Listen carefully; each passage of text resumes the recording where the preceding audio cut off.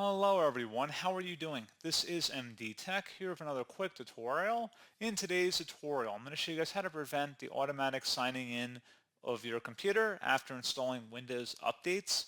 So typically after Windows does a system restart after initiating Windows updates, it may automatically log back in the user.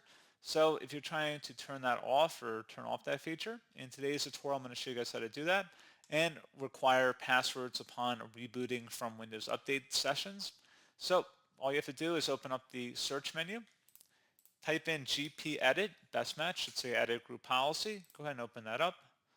Now on the left side underneath Computer Configuration, you want to double click on the Administrative Templates folder.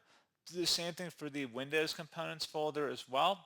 And then you want to go down to Windows Logon Options and just left click on that one time. On the right panel, you want to locate something that says sign in and lock last interactive user automatically after a restart. Go ahead and double click on that.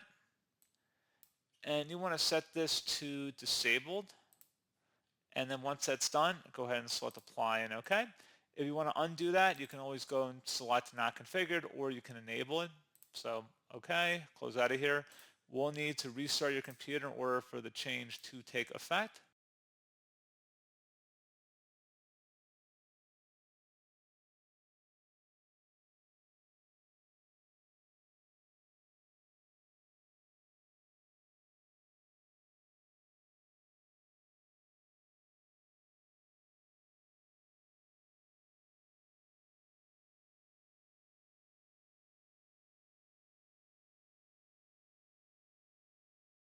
So that's how you would disable automatic reboots after performing Windows updates.